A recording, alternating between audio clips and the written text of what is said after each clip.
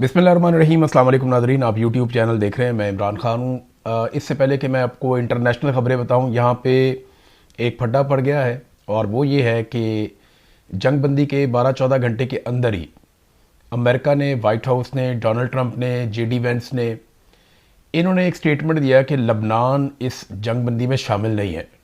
ये मामला क्या है, इसकी चंद चीज़ें मैंने अभी आपके सामने रखनी है। आलमी मीडिया इसको कैसे रिपोर्ट कर रहा है। देखिए, हमारे पाकिस्तान में एक प्रॉब्लम ये है कि हम हर चीज़ को देखते हैं उस ऐनक से जो एस्टेब्लिशमेंट ने हमें पहनाई हुई है, और एस्टेब्लिशमेंट ने एक मुहिब वतनी की ऐनक बनाई हुई है और वो हर पाकिस्तानी को फिट की हुई है। तो पाकिस्तान के अंदर उस ऐनक से बाहर देखना बहुत मुश्किल होता है, लिहाजा हम नज़रअंदाज कर देते हैं उन सारे फैक्टर्स को जो मौजूद होते हैं ग्राउंड पे। हम हकायक को जानना ही नहीं चाहते, देखना ही नहीं चाहते। तो दुनिया चीज़ों को किसी और तरह देखती है। यहाँ कुएं का मेंढक बन के आप दुनिया का मुकाबला नहीं कर सकते, लिहाजा हकायक को देखना चाहिए।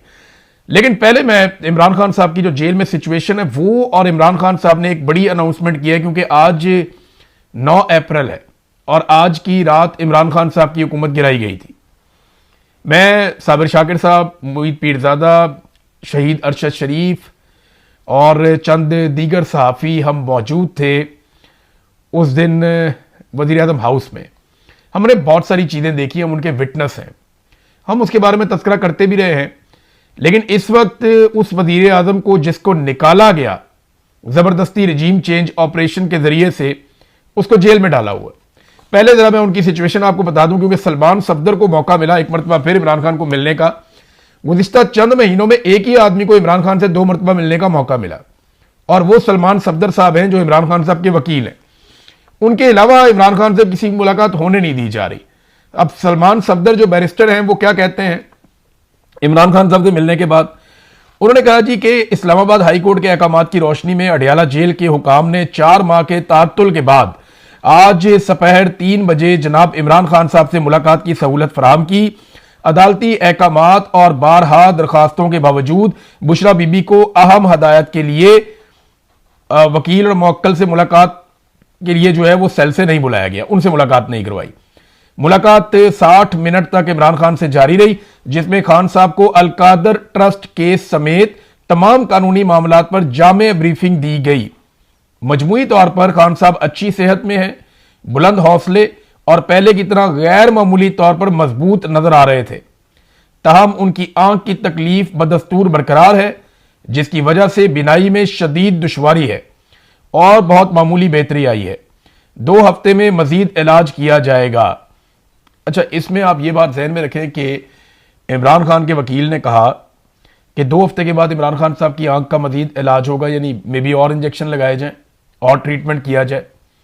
दूसरा, जो बेहतरी इमरान खान साहब की आंख के अंदर आई है वो बहुत मामूली है, और वो ये भी कह रहे हैं कि इमरान खान साहब को देखने में दुश्वारी है और आंख में जो तकलीफ है वो बदस्तूर बरकरार है।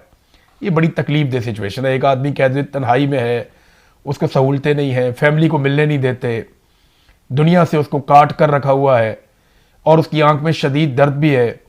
फिर उसका इलाज भी उसके ज़ाती मुआलिजीन से नहीं करवा रहे। फिर ये भी नहीं पता चलता कि उसको ये बीमारी लगी कैसे, ये इतने क्लॉट्स ब्लड में बने कैसे। बहुत सारे सवालात हैं जो इमरान खान साहब की फैमिली बार बार उठाती है। इन सवालों के जवाब हमारे पास नहीं है और सरकार इन सवालों के जवाब देना नहीं चाहती। इमरान खान तक किसी की एक्सेस नहीं है।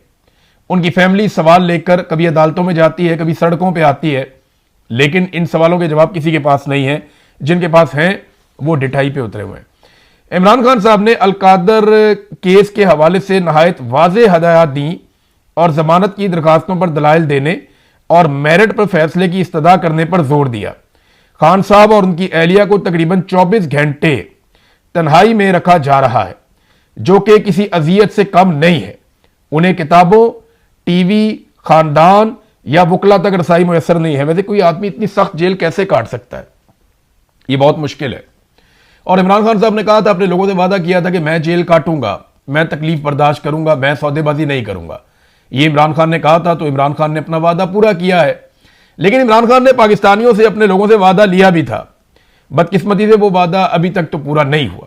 लेकिन इसी उम्मीद पर इमरान साहब मौजूद हैं, इमरान खान साहब, कि शायद पाकिस्तानी भी अपना वादा पूरा करेंगे। इमरान खान ने पाकिस्तानियों से कहा था कि आपने मुझे इंसाफ दिलवाना है, लेकिन आज इमरान खान साहब को इंसाफ इस लेवल का मिल रहा है कि 1.5 साल हो जाता है, उनका मुकदमा ही नहीं लगता। अब इमरान खान साहब ने एक और अनाउंसमेंट उनकी पार्टी ने की और यह बताया कि यह इमरान खान साहब के हुक्म पर की गई है। कुछ चीजें तो ये रिपोर्ट हो गई है ना, कुछ चीजें इमरान खान साहब ने पैगामात भिजवाए हैं जो उनकी पार्टी के लोगों को मिलेंगे, यानी सुहेल अफरीदी को मिलेंगे, फैमिली को मिलेंगे, और मिल भी गए होंगे अब तक। और इसके अलावा उनकी पार्टी को भी पैगामात मिले। इमरान खान ने आलमी सतह पर पाकिस्तान की सफारती कोशिशों से इमरान खान साहब आगाह थे, पार्टी को जलसा मनसूख करने का पैगाम भेजा है, यह जराए ने बताया, जियो न्यूज ने इसको चलाया। और फिर पाकिस्तान तहरीक इंसाफ ने गुडविल के तौर पे एक अच्छे जेस्चर का मुजाहरा करते हुए हुकूमत की दरख्वास्त पर जो जलसा किया जा रहा था कि 4 साल हो गए रिजीम चेंज ऑपरेशन को, ज्यादती करके इमरान खान साहब को जर्नैलों ने उस वक्त सियासतदानों के साथ मिलकर एक साइफर की आमद के बाद इमरान खान साहब को निकाल बाहर किया था उनकी हुकूमत में से। तो उस वक्त से लेकर अब तक पाकिस्तान में इंसानी हकूक का एक बहरान है। पाकिस्तान के मीडिया को कैद कर दिया गया, अदलिया को कैद कर दिया गया, पाकिस्तान के तमाम इदारों पर कब्जा कर लिया गया और पाकिस्तान की मिलिट्री एस्टेब्लिशमेंट ने हर चीज को तहबाला कर दिया। पाकिस्तान की मईशत बर्बाद हो गई, पाकिस्तान का अमन व सुकून बर्बाद हो गया, बेशुमार चीजें पाकिस्तान की खराब हुई हैं। और अब एक ऐसे पाकिस्तान में फील्ड मार्शल आसिम मुनीर साहब हैं जिनके पास 5 साल की मजीद एक्सटेंशन है और ताहयात इस्तिस्ना है। ये चीजें तारीख में किसी और को ऐसे नहीं मिलती रही जो इन्होंने ले ली है और जमहूरियत के नाम के ऊपर ली है। ये उससे ज्यादा मजेदार बात है। तो इमरान खान साहब ने कहा जी ठीक है, जलसा मनसूख कर दो, पीटीआई ने कर दिया, गुडविल जेस्चर है। लेकिन मैं आपको याद दिलाऊं कि पीटीआई के ऊपर इल्जाम लगता है कि ये मुल्क की वफादार नहीं है। ये कहा जाता है ये मुल्क से वफादारी नहीं करते, ये मुल्क के वफादार नहीं है, इनके ऊपर गद्दारियों के, बगावतों के फतवे लगाए जाते हैं। हत्ता कि जो लोग इमरान खान साहब के मौक़िफ़ पर बात करते हैं उनके ऊपर भी गद्दारियों के फतवे लगाए जाते हैं। जैसा कि मैं हूं, साबिर शाकिर साहब हैं, मुईद पीरज़ादा साहब हैं, अरशद शरीफ के ऊपर यही फतवे लगाए गए और बहुत सारे जर्नलिस्ट हैं, सदीक जान है, पाकिस्तान के अंदर हमारे बहुत सारे दोस्त साथी हैं जिन पे गद्दारियों के फतवे धड़ाधड़ लग जाते हैं फौरी तौर पर। लगते क्यों है? वजह यही है ना कि इमरान खान का मौक़िफ़ सुनवाते हैं। तो पाकिस्तान की एस्टेब्लिशमेंट नहीं चाहती कि इमरान खान का मौक़िफ़ सुनवाया जाए। लेकिन मैं आपको याद दिलाता हूं कि जब फैटफ के ऊपर कानून साजी हो रही थी तो उस वक्त पीपल्स पार्टी और पीएमएलएन ने ब्लैकमेल किया था कि हमारी लीडरशिप के मुकदमे खत्म करो वरना हम फैटफ पे कानून साजी नहीं होने देंगे। वो भी तो पाकिस्तान का मामला था, वहां पे भी गुडविल जेस्चर आना चाहिए था। नहीं आया ना, नहीं आया। आपको याद है बिलावल का स्टेटमेंट जब ओआईसी की कॉन्फ्रेंस पाकिस्तान में हो रही थी तो बिलावल ने कहा था कि मैं देखता हूं कि कैसे ओआईसी की कॉन्फ्रेंस पाकिस्तान में होती है। ऐसा स्टेटमेंट कभी आपने पीटीआई का सुना? आपने नहीं सुना होगा। पीटीआई ने अपना जलसा कैंसिल कर दिया कि मुज़ाकरात हो रहे हैं अमन के लिए, बड़ी अच्छी बात है, हम अपना जलसा कैंसिल कर देते हैं, लेकिन फिर भी पीटीआई को गद्दार कहा जाता है। यहां तक कहा गया, ये 3 चीजें मैं आपके सामने रखता हूं कि जनाब जब भारत के साथ लड़ाई हुई तो ये भारत के साथ मिल गए, जब हालिया लड़ाई हुई ईरान की और अमेरिका की तो ये पाकिस्तान को लड़वाना चाह रहे थे, और अफगानिस्तान के साथ मिल जाते हैं जब अफगानिस्तान के साथ लड़ाई होती है। तो मैं जरा तीनों चीजों को आपके सामने रख दूं। जब भारत के साथ पाकिस्तान की लड़ाई हुई थी ना तो पाकिस्तान तहरीक इंसाफ के सोशल मीडिया का जर्नैलों ने शुक्रिया अदा किया था। सोशल मीडिया पे जो आवाज उठाई थी तहरीक इंसाफ के सोशल मीडिया ने, और वो खड़ा हुआ था पूरी ताकत से इंडिया के खिलाफ, तो उस पर डीजी आईएसपीआर ने भी शुक्रिया अदा किया था। ये जरा फैक्ट अपना ठीक कर ले। दूसरा, ईरान की लड़ाई के हवाले से मैं एक चीज आपको क्लियर कर दूं कि इस जंग की जो वार्निंग एक दी हुई थी डोनाल्ड ट्रंप ने कि ईस्टर्न टाइम के 8 बजे रात को वो हमला कर देगा, वो पाकिस्तान का सुबह 5 बजे बनता था। इससे 13-14 घंटा पहले पाकिस्तान की एस्टेब्लिशमेंट मुतहर्रिक हो गई थी और सहाफियों को यह कह दिया गया था कि आप जो ईरानी सहाफी हैं उनको अब अपने प्रोग्रामों में ना लें। यह भी कह दिया गया था कि ईरान की मजम्मत की जाए क्योंकि उसने सऊदी अरब के ऊपर अटैक किया है। और यह पैगाम भी तहरीरी तौर पे कुछ व्हाट्सएप के अंदर मौजूद है जिनमें यह कहा गया कि ईरान ने जो है वो छुरा घोंपा है, हमारी बात नहीं मानी, वो सीज फायर के लिए संजीदा नहीं हुआ और पाकिस्तान के साथ ज्यादती हुई है। अब इस किस्म के पैगामात मिलिट्री एस्टेब्लिशमेंट के सोर्सेज ने और बराह रास्त इन्होंने मीडिया को दिए और बहुत सारे सोशल मीडिया को भी दिए।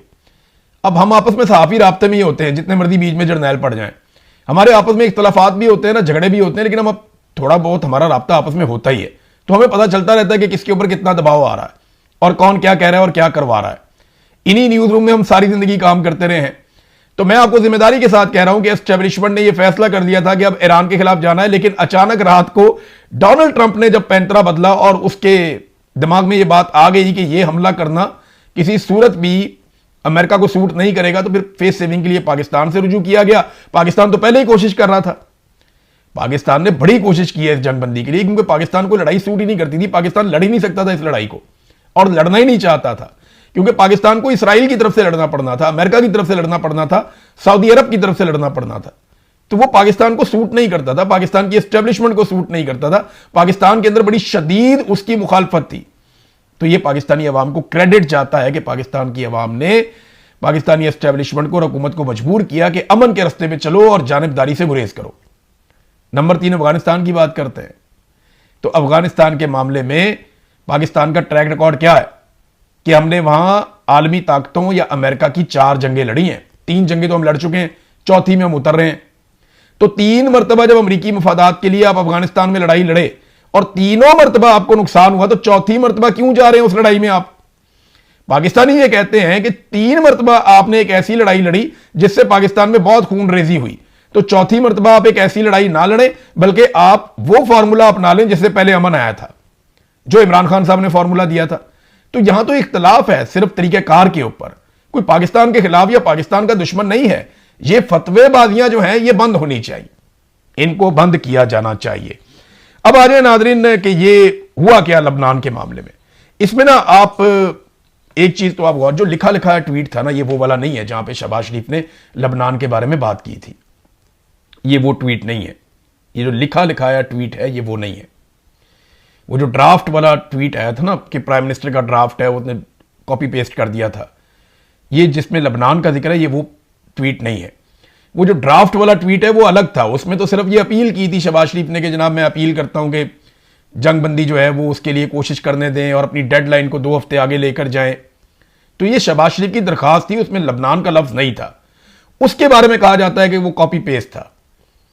उसके बाद डोनाल्ड ट्रंप ने हां कह दिया, फिर ईरान ने भी हां कह दिया, और फिर खुशी का एक ट्वीट किया शहबाज शरीफ साहब ने, और वो जो खुशी वाला ट्वीट था उसमें शहबाज शरीफ साहब के ये अल्फाज थे जिसमें उन्होंने कहा कि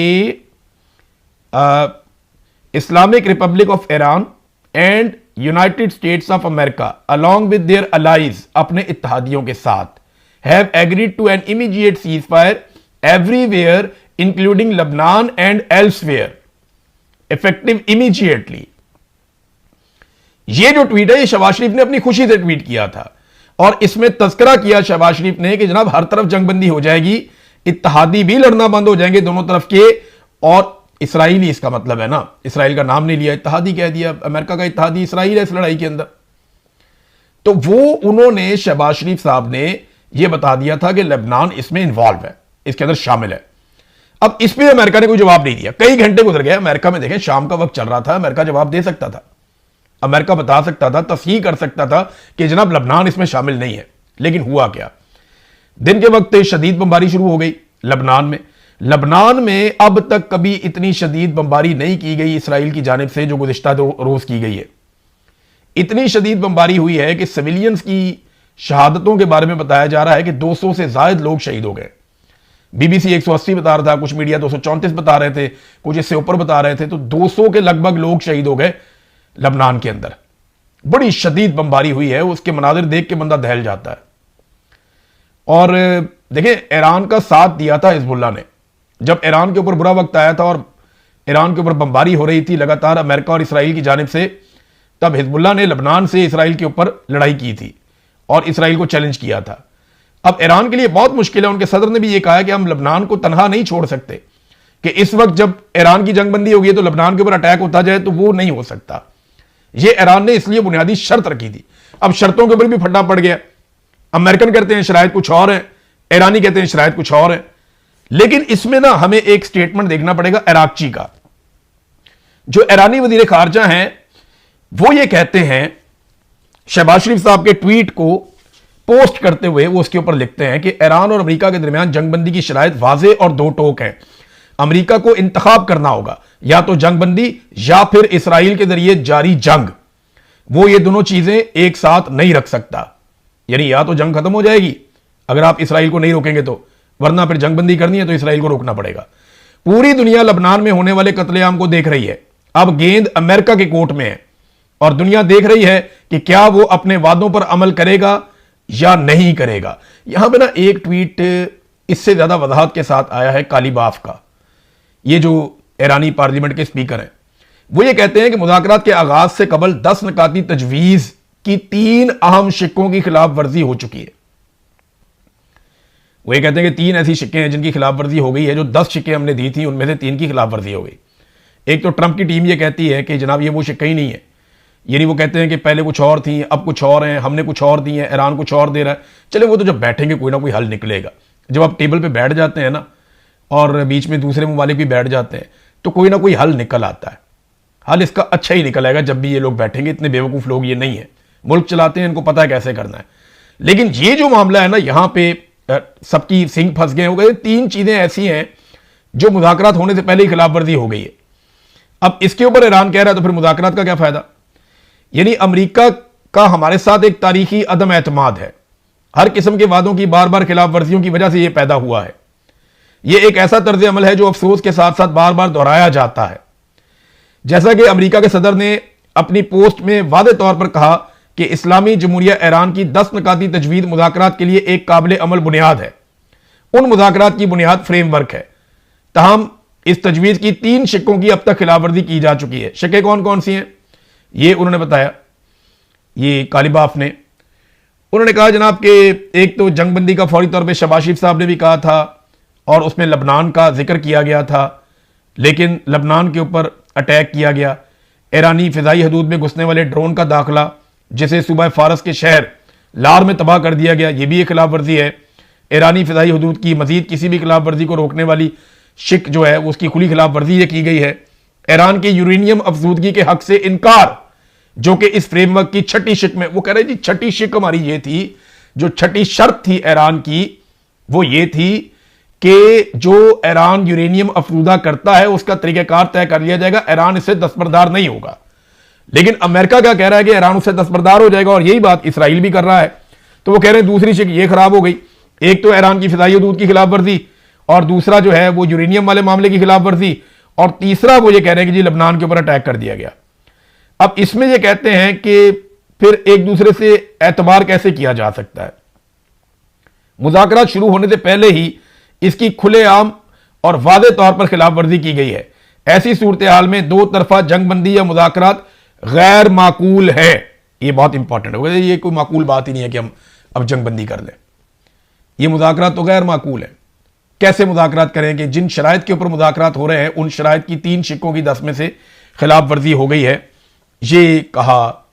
अब ये यू टर्न अमेरिका ने क्यों लिया? देखिए, पाकिस्तान जब बोर्ड ऑफ पीस में गया था ना, तो पाकिस्तान ने कहा था कि जवाब जो दिया था वो ये कि अगर इसराइल को रोकना है तो इसको अमेरिका ही रोक सकता है, लिहाजा हम अमेरिका के साथ बोर्ड ऑफ पीस में जाकर बैठ गए। लेकिन अब जब अमेरिका ने इसराइल के साथ मिलकर ईरान पे अटैक किया तो अमरीकियों ने बार बार ये कहा कि अमरीकी खारजा पॉलिसी को इसराइल कंट्रोल कर रहा है। यानी हमें यह लगता था कि इसराइल को अमेरिका कंट्रोल कर सकता है, लेकिन अमेरिकन को यह लगता है कि अमेरिका को इसराइल कंट्रोल कर रहा है। अब कोई भी किसी को कंट्रोल कर रहा है, इस वक्त सबसे बड़ा सवाल यह है कि इसराइल को कंट्रोल कैसे किया जाए, क्योंकि बड़ी मेहनत के बाद जो एक जंगबंदी हुई है वो उसको खराब कर सकता है। पाकिस्तान के वजीर दिफा भी इसके ऊपर बहुत गर्म होकर बोले। उन्होंने कहा जी कि ये इसराइल जो है उसको रोकना पड़ेगा, और वो ये सारा अमल इसको खराब कर रहा है जंगबंदी को। पाकिस्तान को भी देखना पड़ेगा, मिस्र को भी देखना पड़ेगा, तुर्की को भी देखना पड़ेगा, स्पेशली चाइना जो इसका एक बड़ा गारंटर है, जिसने इसमें रोल प्ले किया है पीछे रहकर। तो चाइना का भी एक बड़ा रोल है, वो डोनाल्ड ट्रंप ने भी कहा। तो इन सबको यह देखना पड़ेगा कि इसराइल को कैसे रोकना है। जेडी वेंस पाकिस्तान आ सकते हैं। डोनाल्ड ट्रंप ने एक जगह पे कहा कि नहीं, सिक्योरिटी वजूहात की बिना पे शायद ना जाए, लेकिन जेडी वेंस के बारे में कहा जा रहा है वो पाकिस्तान आ सकते हैं। स्टीव विटकोफ पाकिस्तान आ सकते हैं। डोनाल्ड ट्रंप का दामाद कुशनर जो है वो पाकिस्तान आ सकता है। जेरेड कुशनर वो पाकिस्तान आ सकता है। इन 3 लोगों का नाम लिया जा रहा है, और उसके अलावा ईरान की जानिब से कालीबाफ का नाम लिया जा रहा है। 2-3 और लोगों का नाम लिया जा रहा है कि वो आएंगे और आकर ये मुज़ाकरात करेंगे। अब देखना यह है कि इन मुज़ाकरात का नतीजा क्या निकलता है। डोनाल्ड ट्रंप ने एक नया मशगला भी ढूंढ लिया इस बीच में, तवज्जो डाइवर्ट करने का। तो डोनाल्ड ट्रंप मास्टर है। उसने एक स्टेटमेंट दिया, डोनाल्ड ट्रंप ने। स्टेटमेंट में आपको पढ़ के सुनाता हूं, बड़ा इंटरेस्टिंग है। डोनाल्ड ट्रंप ने धमकी लगा दी नेटो को और यूरोप को। धमकी क्या है ये देखें। NATO wasn't there when we needed them. NATO वहां मौजूद नहीं था जब हमें उसकी जरूरत थी, and they would not be there if we need them again, अगर हमें दोबारा उनकी जरूरत हुई तो वो फिर भी नहीं आएंगे। तो नेटो से तो वो हो गया बिल्कुल मायूस। रिमेंबर ग्रीनलैंड, ग्रीनलैंड को याद रखिएगा। उसके बाद कहता है that big poorly run piece of ice president Donald J Trump. मतलब क्या है? वो ये कहता है कि ग्रीनलैंड को नहीं भूलना, वो ग्रीनलैंड पे कब्जे की धमकी दे रहा। ये धमकी डोनाल्ड ट्रंप ने पहले भी दी थी। ग्रीनलैंड के ऊपर एक मुकम्मल वीडियो करेंगे, आपको मैं उसकी तफसीलात बताऊंगा कि ग्रीनलैंड एक्चुअली है क्या और उसकी इंपॉर्टेंस क्या है, ये किस जगह पे है, वहां पे किस तरह की मादनियात हैं, बर्फ से ढका हुआ एक बहुत बड़ा जजीरा, इसकी इंपॉर्टेंस क्या है, यूरोप के पास क्यों है, किसने दरियाफ्त किया था, आपको इसके बारे में बताऊंगा सारी तफसीलात। लेकिन इस वीलॉग में मेरे ख्याल में वक्त बड़ी किल्लत है। आखिरी खबर आपको यह दे देता हूं कि अमेरिका ने पेंटागन के जरिए से जो पॉप का सफीर है, वेटिकन पॉप आप सब जानते हैं, ईसाइयों की सबसे बड़ी मजहबी शख्सियत, उसको भी धमकी लगा दी है और यानी उसको खबरदार किया है कि चर्च के लिए बेहतर यही है कि वो अमेरिका का साथ दे और डोनाल्ड ट्रंप को सपोर्ट करे। फिर उन्होंने एक हवाला दिया एवेन पापसी का। ये एक वाकया है 1300 का, सन 1300 की जो दहाई है उसका ये वाकया है, जब फ्रांसीसी उस वक्त की जो हुकूमत थी उन्होंने फौज का इस्तेमाल किया था चर्च के खिलाफ, उसका हवाला भी दिया गया। तो जनाब पॉप को हल्की फुल्की सी उनके सफ़ीर के ज़रिए से धमकी पहुंचाई गई है कि डोनाल्ड ट्रंप को और अमेरिका को सपोर्ट करें, ये आपके हक में बेहतर होगा। तो ये बात अब बाहर निकल आ गई है, लेकिन इस पे जो वाइट हाउस है या अमेरिका है वो इसकी तरदीद कर रहे हैं। वो कह रहे हैं जी हमारी तो बड़ी अच्छी मुलाकात हुई है और बड़े अच्छे तरीके से बात समझाई गई है।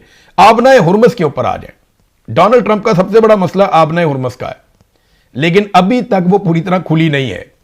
ईरान ने यह कहा कि नई सेटलमेंट के तहत वो एक दिन में 12 जहाज गुजारने देगा और ये रिपोर्ट हो रही हैं चीजें, लेकिन पहले दिन जो है वो 4 जहाज गुजरे हैं सिर्फ, और ये बहुत कम तादाद है। इसको मुकम्मल तौर पे खोलने का दावा डोनाल्ड ट्रंप ने अपने ट्वीट में किया था, लेकिन अभी भी जंगबंदी के बावजूद आबनाए हुर्मुज पूरी तरह से नहीं खुली। तो इस पे अमेरिका शिकायत कर सकता है कि ईरान की जानिब से भी एक शिक की खिलाफ वर्जी की गई है और आबनाए हुर्मुज पूरी तरह नहीं खुली। लेकिन वो पूरी तरह खुलेगी, उसको टाइम लगेगा, वहां पे तो बड़ा मैस है। ये ऐसा तो नहीं है कि वो बटन दबाएंगे और ये चीजें ठीक हो जाएंगी। मैंने आपको पहले भी कहा था कि जब भी कभी जंगबंदी होती है तो छोटी मोटी चीजें होती रहती हैं और चंद दिन या टाइम थोड़ा लग जाता है चीजें सेटल होने में। तो उम्मीद की जानी चाहिए कि चीजें ठीक हो जाएंगी। यहां पे अगर इस सारी लड़ाई में कोई एक रुकावट है तो वो इसराइल है। और देखिए इसराइल को दोबारा इतना बड़ा मौका नहीं मिलेगा ईरान के ऊपर अटैक करने का। अगर आज ईरान बच जाता है तो इसराइल दोबारा अमेरिका को इस लड़ाई में लाने के लिए पता नहीं कितना वक्त लेगा और तब तक ईरान पता नहीं कितना ताकतवर हो जाएगा। तो इसराइल को दोबारा यह मौका मिलेगा नहीं और कोई अमेरिकी सदर दोबारा इस जगह पे पांव रखने की गलती नहीं करेगा। यानी वो कोशिश करेगा कि बचे जितना हो सकता